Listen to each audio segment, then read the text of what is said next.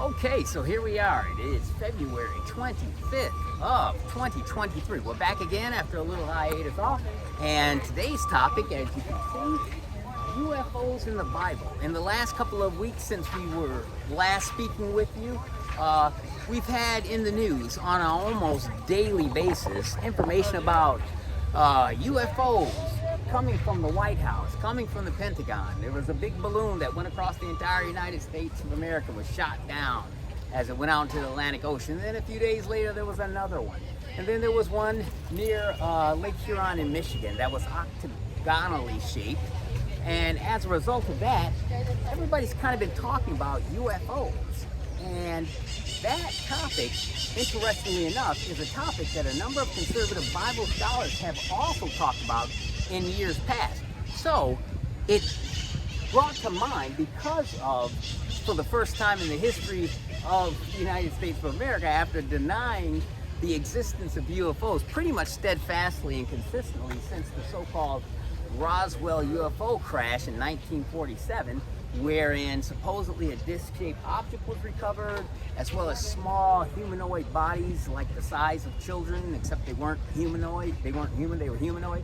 Since that time, the government has consistently denied the existence of UFOs and even created a, sort of a blue ribbon panel called Operation Blue Book that was supposed to investigate these things, but Dr. J. Allen Hynek, who was an astrophysicist, eventually said towards the end of his career, he was pressured into denying even legitimate UFO sightings, including one that happened in my very own hometown of Ann Arbor, Michigan, when I was a kid, that brought the attention of the entire world, wherein 80 to 90 girls at the Hillsdale All-Girl Christian College in Ann Arbor saw a UFO in the sky over the course of 4 hours from midnight till before sunrise. And in addition to that, 3 different police departments, the Ann Arbor Police Department, the Dexter Police Department, which is a township just to the west of Ann Arbor, and the Washtenaw County Sheriff's Department, all saw this object, including the chiefs of police of the Ann Arbor Police Department and the Dexter Police Department. And as a result of that, several of the police officers gave chase to these objects in their cars. And as a result of that, there was eventually an investigation done by Dr. J. Allen Hynek, who was this famous leader of this Operation Blue Book. And 3 days later, he gave a press conference in Ann Arbor that was televised around the world, wherein he said that the 100 or so girls from the Christian College, as well as the chiefs of police of Ann Arbor, Dexter, and the Washtenaw County Sheriff's Department, all saw swamp gas. And it was such an outrageous denial of an event that had actually happened that Gerald Ford, who became the President of the United States, but who at the time was a congressman from Michigan, and who had attended the University of Michigan in Ann Arbor, he called for an investigation of this UFO phenomena because Operation Blue Book wasn't clearly doing a good job of telling the truth. And Dr. J. Allen Hynek mentioned towards the end of his life that one of the greatest disappointments of his professional career was his dismissal of the sighting in Ann Arbor, which was one of the most open and notorious ones in the history of ufology.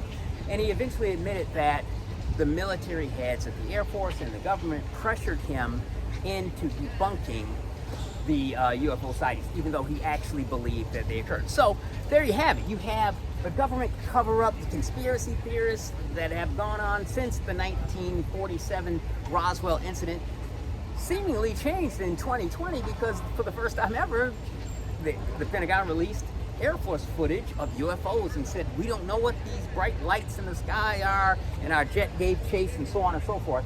And we've recently, with all these balloons and other objects like the octagonally shaped object over Michigan, that most balloons aren't in the shape of an octagon, so it was shot down, but nobody has said what it was or whether it was recovered or not. And so the questions of UFOs have arisen again. But for the first time ever, listening to the White House press conference, we hear the White House press secretary making reference to UFOs, and somebody from the Pentagon giving a press conference and say, we can't rule out the possibility of extraterrestrials, we don't know what this is. So it just seems like there's been a dramatic shift just in the last 24 months as to what the official governmental position is regarding UFOs, which has always been the position of probably millions of people, especially since this new UFO flap began around 1947, when the Roswell incident occurred, and others have tried to tie it to the reestablishment of the nation of Israel as a nation in May 14, 1948, as part of an end times last day scenario. So the question we're going to be looking at today is, are UFOs real? We know that they're real now because even the government admits that they're real. The question is, what are they and where are they from?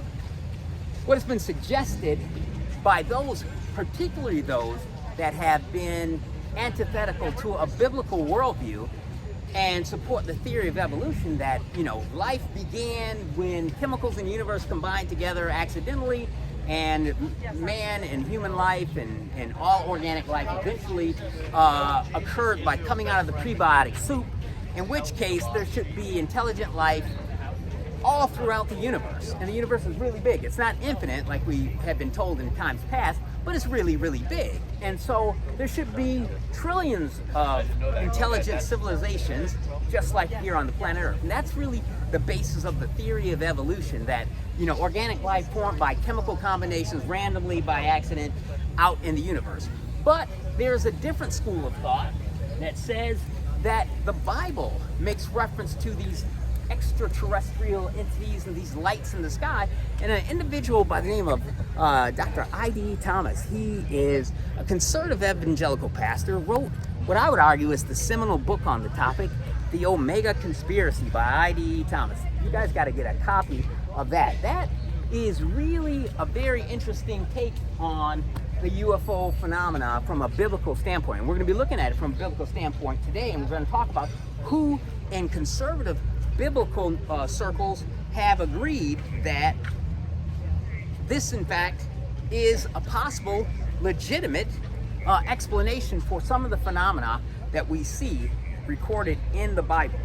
And so let's go ahead and take a look at, as I go ahead and start up, let's take a look at some of the suggestions. The argument from, say, a Darwinian sort of New World Order standpoint is that extraterrestrials are highly evolved individuals that have basically, come about as a result of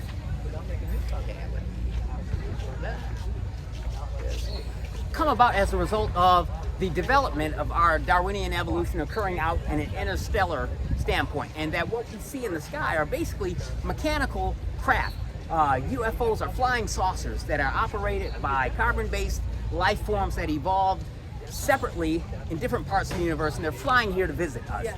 And so we can take a look at astrophysics and make a determination as to whether or not that particular suggestion that interstellar space travel accounts for what we see in the sky as UFOs, and they're piloted by, carbon-based humanoid life forms that travel from the Andromeda Galaxy or from Alpha Centauri to visit us. So we'll take a look at whether or not that is going to be probable or even possible in light of astrophysics and science. Interstellar space travel. Let's take a look.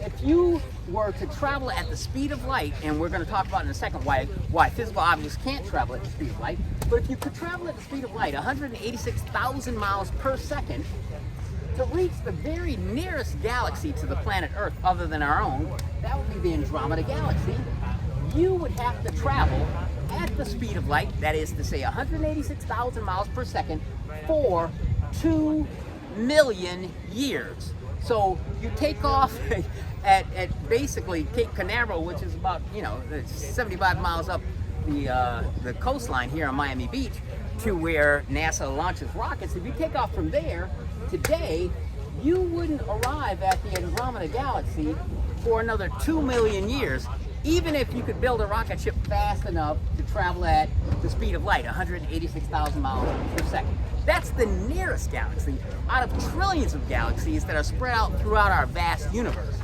Okay, let's take a look at another point from astrophysics.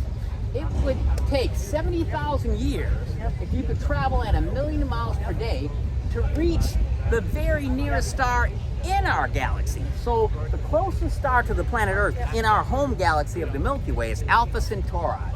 Alpha Centauri is 4.5 light years away.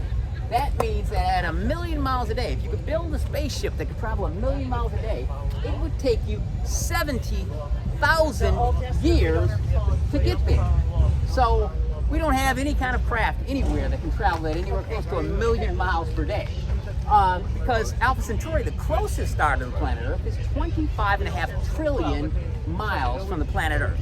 So again, when we're thinking about what are these UFOs, are these mechanical machines that have been built that can fly fast enough to come from either the closest star, Alpha Centauri, or the closest galaxy, the Andromeda Galaxy? So the question is, are UFOs really travelers from another planet? I would suggest to you that the vastness of the universe that we've just examined would disprove that. The next question, are UFOs, piloted biological beings? How many biological beings do you think there are in the universe that could survive a 70,000-year one-way trip? Traveling 70,000 miles to come here and another 70,000 miles to get home, minus the time they stayed here. Let's take a look at the question about spaceships. So, it has been theorized by astrophysicists that a spaceship with 10 passengers that travels at 70% of the speed of light, that's 2/3 the speed of light. For reasons I'm going to explain in a second, physical objects can't travel at the speed of light, but only theoretically reach 99.99% of the speed of light. But if you could build a spaceship that could travel at 70% of the speed of light, it has been estimated that to travel to Alpha Centauri, which we've already pointed out is 4.5 light years away, it would consume 500,000 times all of the energy used on the entire planet Earth in a year.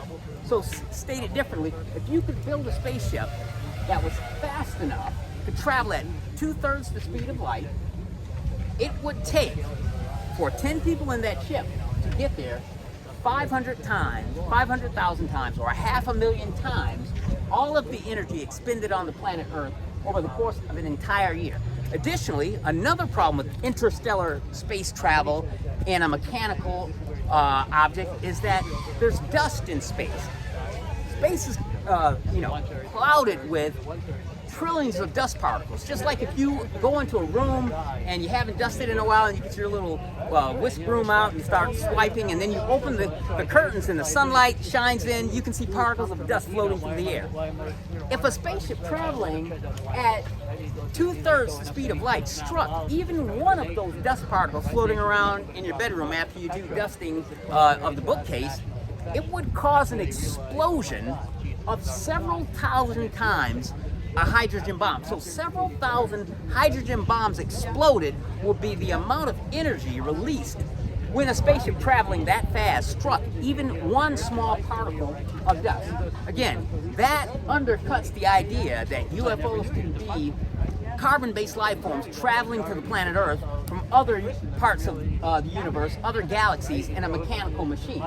So, let's go to the third question. The third question, posed by a number of individuals who have studied this phenomena and have studied the Bible as well, have raised the question, are UFOs really spirit beings? Are they possibly fallen angels? From a biblical standpoint, we know that they're spirit beings called angels, some of which are fallen, some of which are not. And we talked about why we believe that a physical object couldn't travel from another galaxy because of, in astrophysics and mathematics, there is a proposition or a formula called the square root of minus. And the square root of minus is a fancy way of saying that at the speed of light, 186,000 miles per second, physical matter ceases to exist. That is to say that if you could take a physical object, spaceship, Superman flying through the air, and you could accelerate that mass to the speed of light, 186,000 miles per second, it has been confirmed by astrophysicists, particle physicists, theoretical physicists, mathematicians, that the physical object would cease to exist. In other words, a physical object can't travel at or beyond the speed of light But that's not to say a non-physical object couldn't, or a non-physical entity.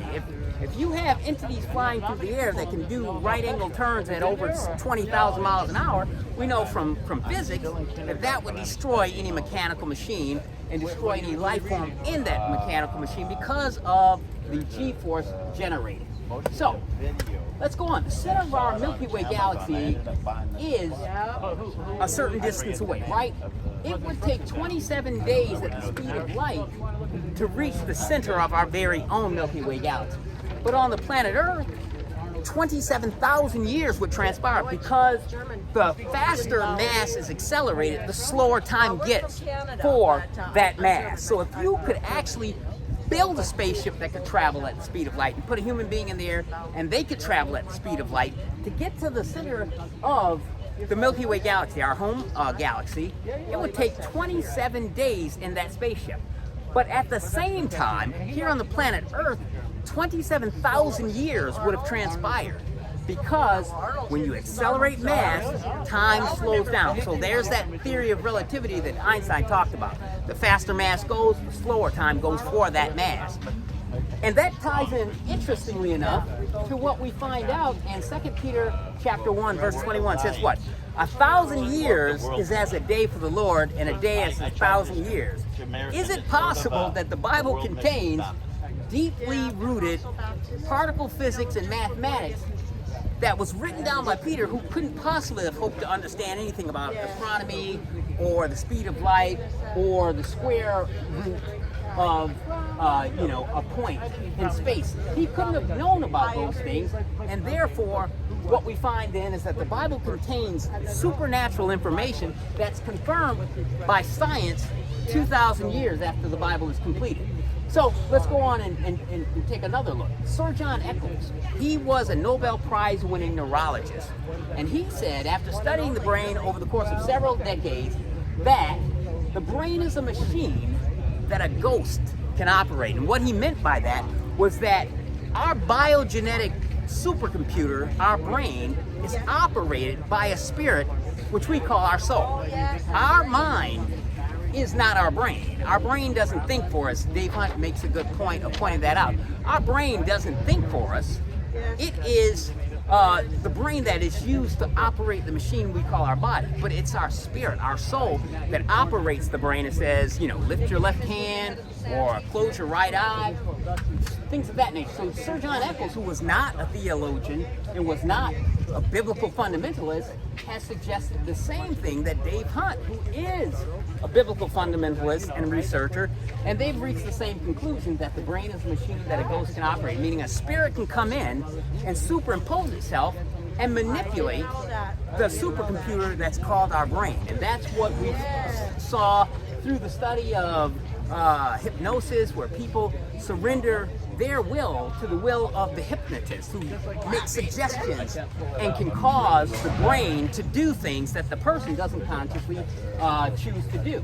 Dr. Jacques Vallée was a French scientist and philosopher and researcher who studied UFOs over the course of about 20 years and came to the same conclusion. Even though he wasn't coming from a theological standpoint or a religious standpoint, he basically said that after studying UFOs for decades, that UFOs are very similar, and the extraterrestrials that supposedly pilot these UFOs behave in a very similar way to the legends of demons from antiquity.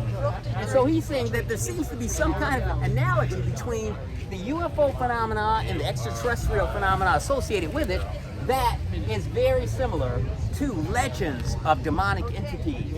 And he was coming, as I said, from a secular humanist scientific standpoint, and he eventually concluded, after several decades as a skeptic, that UFOs, whatever they are a control system to manipulate human perception. He came to the conclusion that they were not carbon-based life forms flying here from another galaxy in a metallic machine called a spaceship or a flying saucer or the like.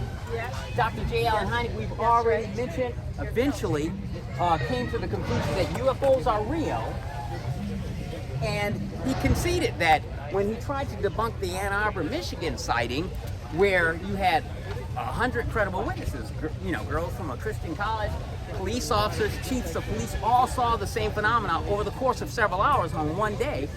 He says that was actually a legitimate sighting, and I was forced to debunk it and deny it, and I regret that. He eventually became a technical consultant to Steven Spielberg and his movie Close Encounters of the Third Kind that came out in the 70s, and you saw him in one of the last scenes when the UFO lands on the mountain or whatever. That's the J. Allen Hynek with the goatee, smoking the pipe at the end of Close Encounters. And basically, he gave Steven Spielberg a lot of the information and a lot of the scenes that were shot. Police officers chasing a UFO, which he claimed was the planet Venus and all of that. That came from Dr. J. Allen Hynek giving that information to Steven Spielberg when he did Close Encounters. Eventually, and finally, Dave Hunt, again, we've mentioned him many times here, a great Bible apologist, but also a researcher into the occult and the supernatural from a biblical perspective. He says that that movie, Close Encounters of the Third Kind, reaches the same conclusion from a secular humanist Hollywood standpoint that he had reached, and that was that UFOs are real, but not physical. He says when you look at the scene where in Close Encounters of the Third Kind, when the UFO appears over the house, the toys in the house start coming alive and they lure the kid outside and eventually the kid gets kidnapped. But the UFOs, when it comes close to the house and shines the spotlight on it, all kinds of weird phenomena happen. Doors open and close, the refrigerator opens and closes, strange noises are heard in the house. Very similar to what you would see in a haunted house movie or a movie about a ghost haunting a house. And so Dave Hunt says that Steven Spielberg and the Close Encounters of the Third Kind movie reaches the same conclusion, basically, that was reached by him after years of study, that UFOs are real, but they're not physical. And Dave Hunt says the same entities running haunted houses are the ones running UFO phenomena. And he reaches the conclusion that they are, in fact, demonic. And so that's an interesting standpoint. Now, we're going to, get to the conundrum that we have. So if we come to the conclusion that these lights in the sky are not spacecraft that have traveled from a far distant galaxy, because the vastness of outer space and the time it would take to get from one point of the universe to another point in the universe would rule out the possibility that a physical object could travel, because remember, a physical object cannot travel at or beyond the speed of light, right? We already know that there's, a mathematical formula, the square root of minus, says that physical objects can't travel at or beyond the speed of light. So we know that the vast majority of the universe could not be reached by a physical object, whether it be a spacecraft or a flying saucer or so on and so forth. But what about the thousands of reports of UFO abduction experiences?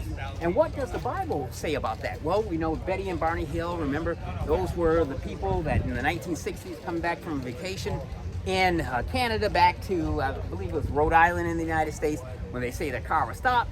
They were both taken aboard a metallic ship and subjected to medical examinations. And the specific type of medical examination was a gynecological examination. And almost every account of a UFO abduction where a medical examination occurs, it's always only ever a gynecological examination, checking out the reproductive organs of the female and the reproductive organs of a male. Now that is different than a light in the sky. That's not a spirit.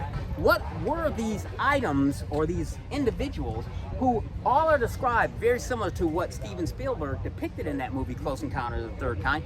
Bulbous heads, small childlike bodies, wraparound black eyes, a slit for a mouth, no ears, slits for noses, so that you have a very Star Trek, Space Invader, Star Wars sort of alien, big head, bulbous type appearance that seems to repeat itself over and over and over again. That clearly can't be a spirit being, because it's in a physical form that can strap somebody to a table and examine their reproductive organs so that they have scars left over afterwards. And so now we have a conundrum then. If we're saying that UFOs are really fallen angels who are appearing in the light, in the sky as a light, the Bible says that Satan himself can disguise himself as an angel of light, that would seem to encounter problems when you have a mechanical craft that lands on three legs, that seems to be made out of some type of metal, and has individuals in a humanoid form with arms, legs, and a head that straps them to a table and examines them, leaving medical proof. How do we countenance that? Well, to countenance that, we have to turn to the most controversial group of passages in the Bible, and that relates to what the Bible calls the return of the Nephilim. So let's take a look at the verses that would speak to that particular reality. Okay, so what I've done here is listed a series of verses, and we're going to look at 9 quick verses that talk about what the Bible's position is on extraterrestrials, whether or not they actually exist, and who and what are they. Let's take a look in our Bibles real quick, with the time that we have, to Genesis chapter 6, and we're going to look at verse 1 through 4. And in Genesis chapter 6, we have that famous passage about the Nephilim. For those of you that haven't seen us talk about that yet, we've talked about that a number of times, and that probably is the most controversial passage in all of Scripture, as I put this down. And it starts out in Genesis chapter 6, verse 4. Let's read it. It says, "And it came to pass, when men began to multiply on the face of the earth, that the daughters were born unto them, that the sons of God saw the daughters of men, that they were fair, and they took them wives of all whom they chose." The sons of God there in the Hebrew is B'nai Ha-Elohim. That's always, only ever, an idiom that makes reference to angels. The B'nai Ha-Elohim is the sons of God. That is always used in the Old Testament of angels, never of human beings.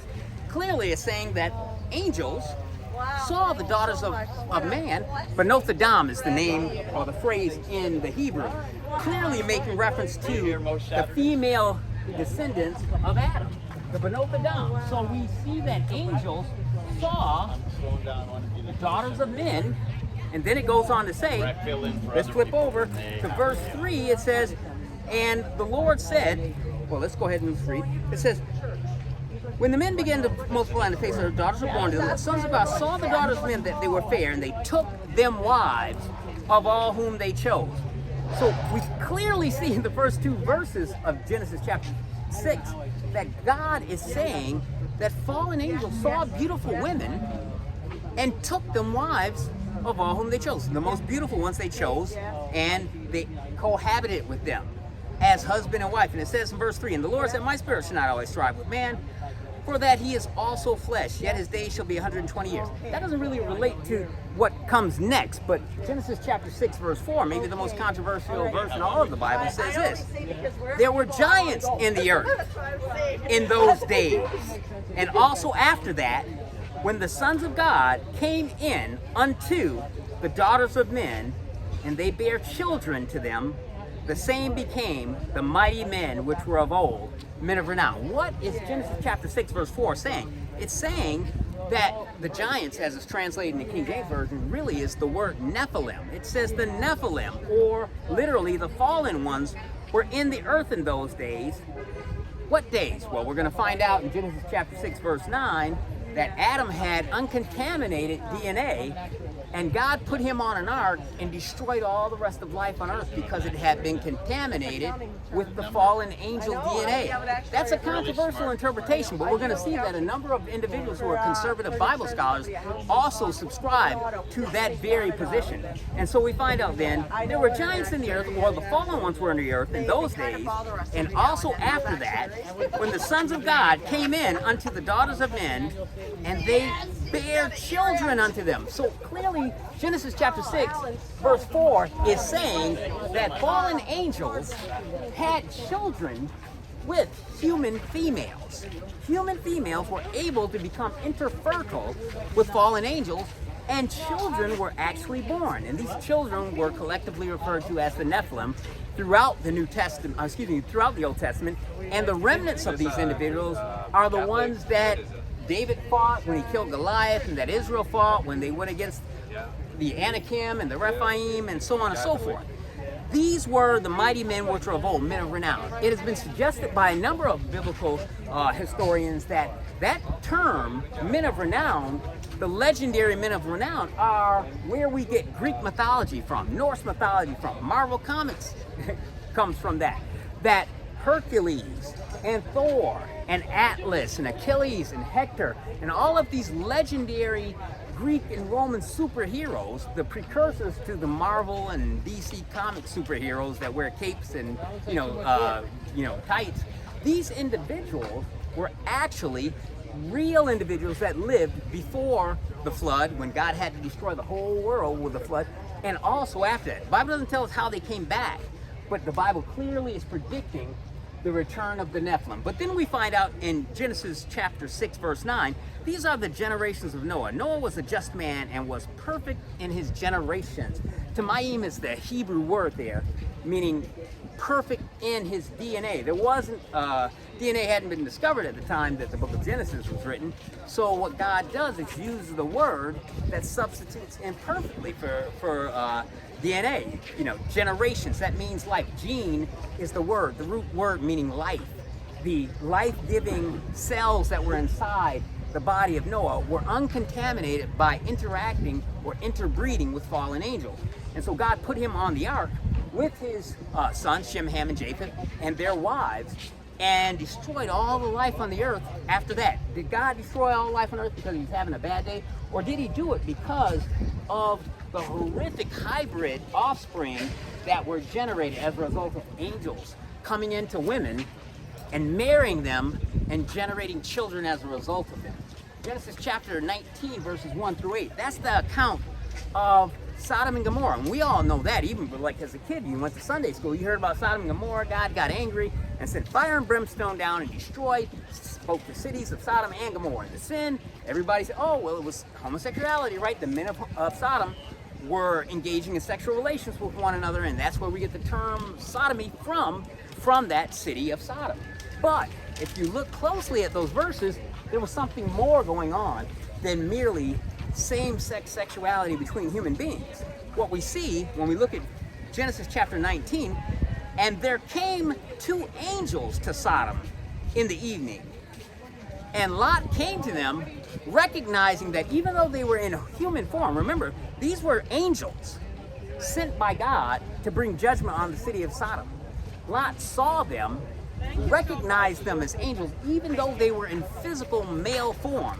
And he says, look, don't stay out here in the streets. It's dangerous. Come into my house and stay the night. And after pleading with them several times, these 2 angel men agreed. And it goes on to say that, come into the house and let me make you a feast. And so basically, Lot cooked dinner for 2 angels from heaven.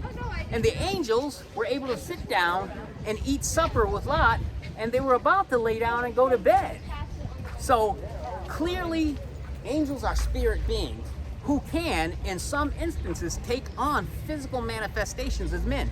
So that would discount all of the, people that say that the Genesis chapter 6 interpretation of angels marrying women, that's impossible because angels can't get married, angels don't have bodies, they're spirit beings.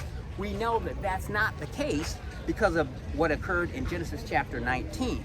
And so while Lot was sort of treating his angel host to dinner, the men of Sodom came to his door.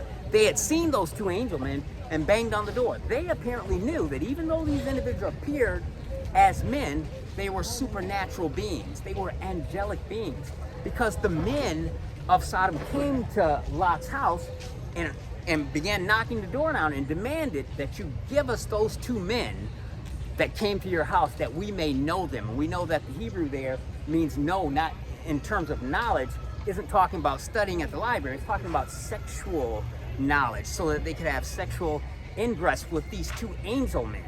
And it was that set God into a rage.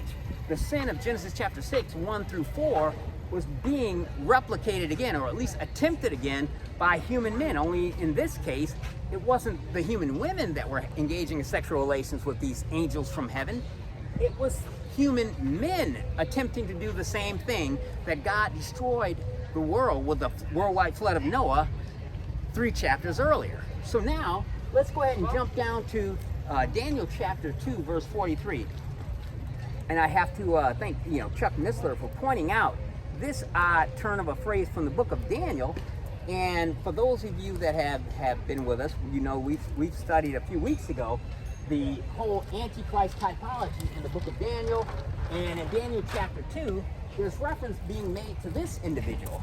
The metallic man dream of King Nebuchadnezzar that Daniel had to interpret.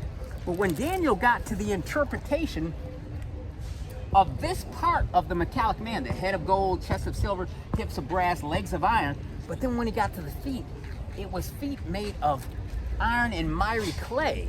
And he makes this weird reference to them not clinging to one another. We get to Daniel chapter 2, verse 43, and what we find out there is that it says this: "And whereas thou sawest iron mixed with miry clay," referring to the feet of this metallic man image, which we've determined is a historical account of all the world empires leading up to the rise of the Antichrist kingdom, which will be the last kingdom of Gentiles on the earth before Jesus returns, that this kingdom of the Antichrist will be made up of individuals who are described in Daniel chapter 2, verse 43, and that description is as follows: "Iron mixed with miry clay, they shall mingle themselves with the seed of men, but they should not cleave to one another." Chuck Missler did a great job of pointing out that he had read this verse just like I had many, many times before it dawned upon him that when the personal pronoun they is being used, that's making reference to a person. But clearly the person that's being referred to as the they doing the mingling are not human, because they are mingling themselves, their essence, their DNA, with the DNA of human beings.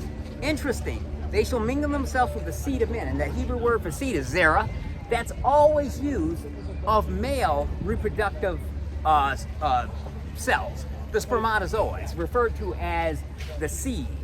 And so what we find there then is that Daniel chapter 2 verse 43 seems to be suggesting quite plainly that the kingdom of the Antichrist will be made up of hybrid supermen, super soldiers that will fight the battle of Armageddon on behalf of Satan against Jesus, and the heavenly angels that come back with the church at the end of the 70th week of Daniel. Satan doesn't want to be caught off guard, and he go Lewis, yeah. So what we find out then is that Satan is preparing himself an army, and he's not just going to occupy or populate that army with just frail human beings. The Bible says human beings are frail like dust, and our life is but a vapor. He is preparing an army of supermen. Think of an army of the Avengers. If you had 100 million of those guys, they could battle whatever came at them at the end of time at Armageddon, or so Satan thinks so. And it has been suggested by as notable a scholar as Chuck Missler that interpretation of the verse of Daniel chapter 2 verse 43, that they doing the mingling are non-human entities, whether you call them fallen angels or hybridized Nephilim who are interbreeding with human beings through sexual relations with a woman, or now we can take DNA and mix it in a laboratory and come up with the same meta-human hybrid. You can combine animal genes with human genes and create a hybrid human pig or a human cow or a human goat. You can do those things. It's immoral to do so, and so scientists supposedly aren't doing that, but the science is available there. Let's jump on to the next of the 9 verses. Let's go to the Gospel of Matthew, jump into the New Testament, if you will, and it seems that Jesus made the same comment and tied in the second coming of Christ, where he will win the victory for God at Armageddon over Satan and over the Antichrist. Jesus says in Matthew chapter 24, verse 37, the following. When he's talking about the last days, the Olivet Discourse is his famous sermon on end times, leading all the way up to the Battle of Armageddon and the defeat of the Antichrist. And he says in verse 37, "But as the days of Noah were, so shall also the coming of the Son of Man be." And wow, so some people are saying, what? And a little further in verse 38 it says, "They were eating and drinking, marrying, and giving in marriage until the day that Noah entered the ark." Is he talking about just regular people? Or is he talking about the abomination that resulted in God having to destroy the whole planet Earth? Not wanting to, but having to destroy the planet Earth and all the life on there other than Noah with his perfect DNA and his wives and his sons with perfect DNA. God did the worldwide flood, not because he was just angry or having a bad day, but because he was trying to save the human gene pool so that the Messiah, who has to be a son of Adam, could come into the world. If the whole world, has been suggested by notable scholars such as Chuck Missler, Dave Hunt, I.B.E. Thomas, that had Satan been successful, had the flood of Noah not occurred, he would have eventually contaminated the entire human gene pool with the fallen angel DNA, so that everybody on earth would be a Nephilim. There wouldn't be any Adamic men. Everyone would be a Nephilim metahuman. And so the Messiah, predicted in Genesis chapter 3, verse 15, of the seed of the woman, a virgin-born God-man, could not come into the world, in which case the human race could not be saved, in which case Satan believes that he could default God out of the judgment at the great white throne judgment. If you're not going to throw the human race into the lake of fire because you couldn't get a Messiah into the world, you can't justifiably throw me in because they're fallen just like I am. And that's one of the theories that theologians have suggested as to what the real end game was for Satan trying to contaminate the gene pool to prevent any human being from being eligible for salvation, because they're all Nephilim, which will prevent God from being just if he only put Satan in the lake of fire, but he didn't put the entire rest of the human race in there because they couldn't have a Savior, because Jesus had to become a son of man to die for the sins of man. If there were no more Adamic men left on earth by the time Jesus was to come, the whole human race would be lost. So it's been suggested that Jesus' reference out of the blue to the flood of Noah, what does the flood of Noah have to do with the end times and the Battle of Armageddon? Nothing. But he makes reference to the flood of Noah, and he makes reference to the sin of marrying and giving in marriage. It's not a sin for men to marry. God commanded that men marry in Genesis chapter 4. He told Adam and Eve after they were expelled from the garden, be fruitful and multiply and fill the earth with little people, little human beings. And then the little human beings will grow up into adults and they marry each other and repopulate the earth. Marriage was a good thing created by God. Why is Jesus noting the days of Noah and marriage as a reason for the coming judgment at the Battle of Armageddon? Is it possible that Jesus is referring to outwardly to the marriages at the time of the flood of Noah between fallen angels and human females that created a race of hybrid metahumans known as the Nephilim, which resulted in a worldwide flood? Let's jump down to Luke. In the Gospel of Luke, we have another passage that is interesting and ties in with our UFO argument. And remember, we talked about earlier that if UFOs are only fallen angels appearing as lights in the sky, they couldn't be kidnapping people and putting them on metallic ships and doing physical examinations with bulbous heads and weird fingers and wraparound eyes. That isn't a description of any of the angels, fallen or unfallen, that we have in Scripture. The angels always appear as these glorious, superhuman, godlike figures, not these, horrific, hybridized, bulbous-headed sort of monstrosities that you see people claiming that the UFO occupants are. But is it possible that these UFO occupants, these so-called extraterrestrials, aren't really from another planet or another galaxy, but these are a returned remnant of the Nephilim that were taking human DNA and transmogrifying it by interbreeding it with non-human entities, creating these monstrosities? Is that possibly what Moses was talking about when he transcribed what God dictated him in Genesis chapter 6? Nephilim were on the earth in those days, and also after that, when the sons of God came into the daughters of men, married them, and impregnated them. So let's go on. Luke chapter 21, verse 26. Chuck Missler says he was on the board of directors for Walter Martin. Walter Martin was a famous Bible apologist who studied the occult and studied, different supernatural aspects as relates to Bible prophecy and Bible, doctrine. And he interpreted the following passage from Luke chapter 21, verse 26 as follows. Let's read it. It says, referring to, again, the end days leading up to the Battle of Armageddon, this last time period leading up to the 70th week of Daniel, the rise of the Antichrist, and the second coming of Christ. It says, verse 26, men's hearts failing them for fear and for looking after those things which are coming upon the earth. And Chuck Missler said that when Walter Martin got to verse 26, he would do his hand in a semicircle and say, men fearing those things which are coming on the earth. Walter Martin believed that this passage Luke chapter 21, verse 26 was making reference to UFOs, which would be mechanical ships, not coming from another galaxy, but is it possible that the same fallen angel advanced technology that led potentially to the building of the pyramids in Egypt and building of similar pyramids on the other side of the world in Central and South America, the same technology seems to be used that was thousands of years beyond what was capable for the Central Americans at the time that those pyramids were built there. And some have even suggested that the Great Pyramid of Cheops, which I personally got a chance to climb up, there's a shaft that leads all the way to the top. And when I visited Egypt there one year when I was studying Israel, I went all the way up to the top and I could see that those stones, which are like 20 tons a piece, were so closely set together you couldn't stick a piece of paper between them. If those pyramids were built at about the time of the flood, and some people have even suggested maybe prior to the flood, there is no possibility that technology in the hands of men was advanced enough to build those pyramids with stones that big and cut those stones that cleanly, almost like a laser cut of a stone. You don't even have the technology to really do it now, but you certainly couldn't have done it 3,000 or 4,000 years ago, or more than 4,000 years ago if it was before the flood. Is it possible that the same advanced technology that led to pyramids being built millennia ago, and for people groups such as the Incans and the Mayans having advanced mathematical knowledge and advanced calculating knowledge, is it possible that the fallen angels, just like we saw in the Garden of Eden, what was the sin that caused Eve to fall? The desire to obtain hidden or occultic knowledge that would evolve her into goddesshood. That's what she went after in the garden. She got Adam to go along with it.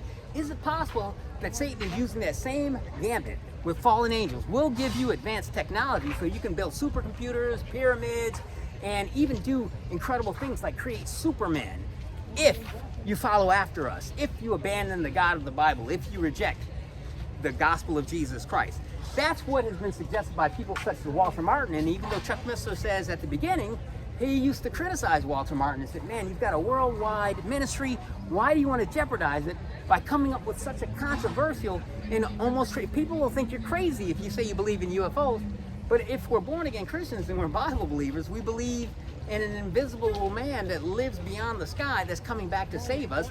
We believe that Jesus could walk on water. We believe that Jesus could speak a word and dead people could come back to life even after they were dead.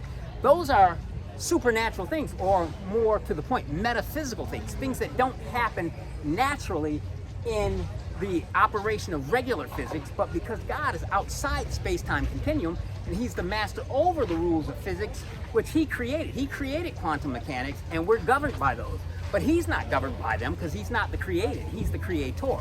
So the idea that supernaturalism exists isn't something that should cause us to doubt that. So it turns out that Chuck Missler eventually agreed that Walter Martin was right, and that those things coming on the earth may in fact be a reference to a fake UFO invasion, and that this fake UFO invasion, supposedly highly evolved life forms from other galaxies coming to Earth to help the Earth save itself from overpopulation and global warming. And then when Jesus comes back with his angels, they'll say, oh, it's the invading force from the Zeta Reticuli star system coming to take over. Let's go to arms and go to war with them. And Chuck Missler pointed out, he said he couldn't imagine when he was reading the account of Armageddon why human beings would join along with the Antichrist to go to war against God. Like, I mean, it's one thing to go to war against an army that's twice the size, or for a small country with no military to go to war against, say, the United States of America or the former Soviet Union or China that has nuclear bombs. But it's another thing for human beings to think they could go to war, engage in a military conflict with the God of the universe. That doesn't make sense. So it has been suggested that the whole UFO hypothesis thing would be a type of deception, just as Jacques Vallée said, just as Dave Hunt suggested, just as eventually J. Allen Hynek suggested, a control system to manipulate our perceptions into believing something that isn't true is true. Let's take a look at 1 Peter chapter 3, and it gets us back to our Nephilim argument. If fallen angels could interbreed with human females and create a race of hybrids, then you could have an explanation for what appears to be humanoid in physical form, taking people aboard ships that were maybe developed somewhere here on the earth or somewhere nearby. Could Satan and the fallen angels have some kind of a base on the moon or on Mars or somewhere within proximity of the earth that wouldn't require interstellar millions of years space-time travel? Are these UFOs just highly advanced mechanical machines? We know that towards the end of World War II, Adolf Hitler and his Air Force already had developed a saucer-shaped craft that supposedly could use electrogravitics to cancel out the force of gravity through electromagnetism to allow it to levitate. And supposedly that technology was taken by the United States after the fall of the Nazi regime. So Der Glocke, I think, is the name of the Nazi flying saucer, and it even had a swastika on it. So the technology may have come from fallen angels, but it would be manipulated by human beings, or at least used here in a human setting. And that could explain the contradiction or the difference between lights in the sky that are flashing around that defy the laws of physics and a craft that lands and can perform a medical examination on a human being. 1 Peter chapter 3:18, it says this: for Christ has once suffered, and then it goes on to say, by which also he, Christ, went and preached unto the spirits in prison, which sometime were disobedient when once the long suffering of God waited in the days of Noah. It's been suggested by Chuck Missler, I.D. Thomas, Dave Hunt, and others that 1 Peter chapter 3, verses 18 through 20, making reference to the spirits in prison, are referring to Tartarus. As a matter of fact, if you look at the Greek in that 1 Peter, that reference is to the term prison. Spirits in prison in the days of Noah. What have we learned about the days of Noah? The days of Noah is when the fallen angels came in unto the daughters of men, married them, and created children known as the Nephilim, or the fallen ones. We go a little bit further, one chapter over, Peter makes reference again to this weird prison and the days of Noah. Is Peter making reference to a prison of spirits? Spirits you don't generally think of being in prison, right? You think of bad guys, human beings being put in a prison. Peter is talking about a spirit for prisons, and he makes reference to it again one chapter later in 2 Peter chapter 2, and he says this, verses 4 through 6. Let's read it. It says, for if God spared not the angels that sinned, what angels? But cast them down into, in the King James it says hell, but in the Greek text Septus, it says Tartarus. Tartarus is the dark abode of woe from Greek mythology, where the Titans, which in Hebrew and Chaldee would be pronounced Shaitan or Satan, the children of Satan in Greek mythology, the Titans, rebelled against the chief god Uranus of heaven and tried to overthrow him. And when they were defeated, they were punished by being locked in a prison in the earth filled with fire and darkness called Tartarus. That's part of Greek mythology. But Peter is making reference to it. Is it possible that Greek mythology is referring to a real place that really did exist called Tartarus, where God locked up not Satan and all of the fallen angels, but the fallen angels that took the dramatic step of abandoning their first heavenly celestial estate, taking on physical form, just like the two angels that visited Sodom could take on physical form, eat dinner, and go to sleep? Is it possible that what Peter is referencing is a prison for these celestial men who at one point took on physical form and impregnated women, creating a race of hybrids? And God got so angry that instead of waiting for the great white throne judgment when Satan will be judged and all of the other fallen angels and all of sinful man, he locked them up now. And so the reason for that, a justification for that could be the incursion of the Nephilim. And so he says, for if God spared not the angels that sinned, but cast them down to Tartarus, and delivered them into chains of darkness to be reserved unto judgment, and spared not the old world, but saved Noah, the eighth person, a preacher of righteousness, bringing a flood on the whole world, and turning the cities of Sodom and Gomorrah into ashes, and condemned them, making them an example unto those that should live ungodly. Why is Peter making reference to Sodom and the flood of Noah in a New Testament book that's talking about the gospel of Jesus Christ? It doesn't make sense that this topic would pop up out of nowhere. This topic pops up because I believe, Dave Hunt believes, Chuck Missler believes, that the angels that sinned is making reference to the original angels of Genesis chapter 6, 1 through 4, that came in unto the daughters of men and created a whole hybrid race of humanoids called the Nephilim. And that Genesis chapter 6 verse 4 says they were on the earth in the days of Noah, and also after that, predicting the return of the Nephilim. It seems that Peter is suggesting that as we get closer to the rise of the Antichrist kingdom and that last 70 years, 70th week of Daniel, that what we're going to experience is a return of the Nephilim hybrid supermen as part of the Antichrist kingdom. And it says, Noah spared not the world, but saved Noah. And then he makes reference to Sodom and Gomorrah. What was the sin of Sodom and Gomorrah? Was it simply same-sex relation between men? Or was it the greater crime of human beings attempting to engage in sexual relations with angels? Human angel sexuality resulted in the worldwide flood.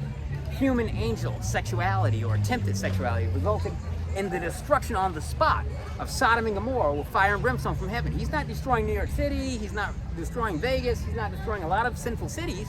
He's waiting till the judgment of the great white throne. But it sounds like Peter is saying here, God was making an example. Let's take a look at the final two passages that we have.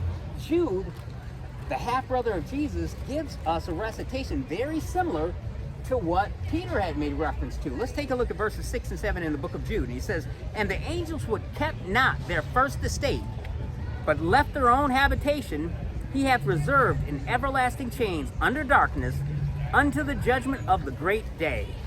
Even as," and here's that reference again, "even as Sodom and Gomorrah and the cities about them in like manner, giving themselves over to fornication and going after strange flesh, are set forth as an example, suffering the vengeance of eternal fire." It sounds pretty clearly that if you take Jude and read it together with 1st and 2nd Peter, that what is being referred to here is the punishment of fallen angels who engaged in sexual relations with human females and created a hybrid race that caused God to be enraged. He makes reference to the flood of Noah out of context, I would argue. Jude then goes on to make reference to Sodom and Gomorrah out of context again, and to fornication and going after Xerxes in the Greek, strange flesh.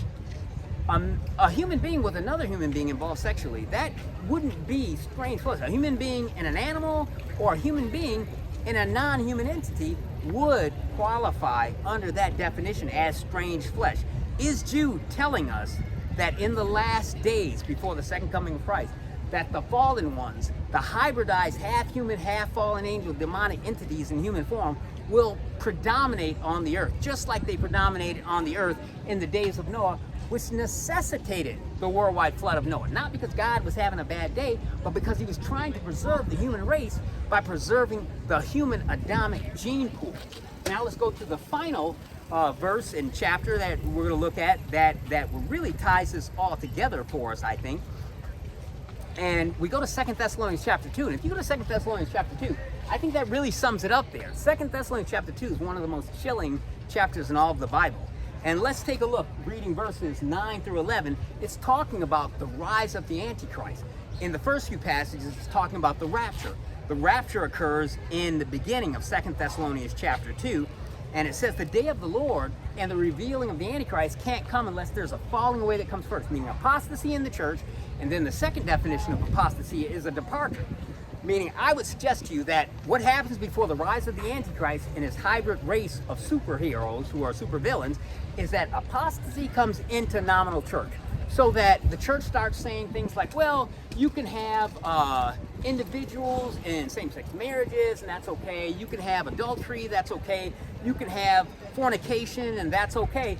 Even though traditionally those things were eschewed by Paul, Peter, James, and John as sins that we're supposed to abandon, not because it saves us, but because we're already saved.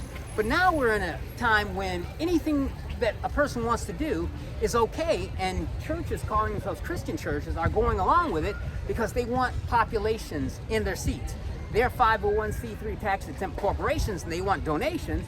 So the more people you can get into the seats, the better the corporation's going to do in terms of income. So the argument is that apostasy in the church is the thing that precedes and triggers the departure of the real church, the rapture. Caught up, harpazo was the Greek word, snatched away violently. That is what Paul is suggesting in the first few verses of 2 Thessalonians chapter 2. But then he goes on to say, after the falling away, I would suggest to you apostasy in the church followed by the rapture of the real church. Now there's no church on the earth. There's no Holy Spirit acting through the church as a restrainer. Now Satan can bring his Antichrist out of hiding, which he's probably already present, but in hiding. Now he can come out in the open and bring a brand new religion, a new form of Christianity that's accepting of witchcraft and black magic and all kinds of sexual deviations. And it goes on to say that, verse 9, even him, referring to Antichrist, Satan in a human genetic body, even him whose coming is after the working of Satan, with, get this, all power and signs and lying wonders. Wonders can deceive people. Wonders, supernatural miracles can trick people in a Pentecostal or charismatic church just as well as it could in a New Age meeting. And it goes on to say in verse 10, and with all deceivableness of unrighteousness in them that perish, because they receive not the love of the truth, that they might be saved. Verse 11, and for this cause God shall send them strong delusion, that they should believe the lie. In the King James it uses a, but there should be a definitive article there in the Greek. The lie. What is the lie? That God is going to cause the people left behind after the rapture to believe. Is it possible, as Chuck Missler has suggested, Dave Hunt has suggested, I.D. Thomas has suggested, Walter Martin has suggested, a number of biblical scholars who are conservative in their views, who believe in a pre-tribulation rapture, believe that the rapture itself, the most cataclysmic and spectacular event in the history of the planet Earth, would have to be explained away by Satan. How is he going to explain away 1 Thessalonians chapter 4, verses 13 through 18, the pre-tribulation rapture of the church? Once that happens, everybody else on earth that's left behind is going to become a born-again believer the next instant, right? Because they're going to say, wait a minute, those guys at South Beach Gospel Ministries, those guys at Dave Hunt's Berean Call Ministry, those guys at Chuck Missler's ministry have been saying for the last 50 to 100 years that the rapture is going to occur and all the believers in Jesus will disappear. If that happened, wouldn't everybody else left behind on earth the very next instant become a follower of Jesus Christ? Yes, unless there was a cataclysmic worldwide lie that could explain away the disappearance of even a conservative estimate of how many born-again believers you have on the earth right now. At least 300 million, maybe a billion, maybe 1/10 of the population of the planet Earth, 1 out of every 10 persons, is a real born-again believer that would be rapture ready and disappear at the rapture. Even if you had only 1 out of every 10, you'd still have 300, 400 million people disappearing all around the world at exactly the same time. How is Satan going to explain that? How is he going to say, the stuff I've been saying about the pre-tribulation rapture from 1 Thessalonians chapter 4, 13 through 18 isn't true? Maybe UFOs will be the explanation. If a lie so grand that the whole world would accept it, on CNN, on Fox, on every one of the major network news, flying saucers, gigantic ones, appear in the sky, and signs and wonders. They can beam people up into the ship, they can beam people down to the earth.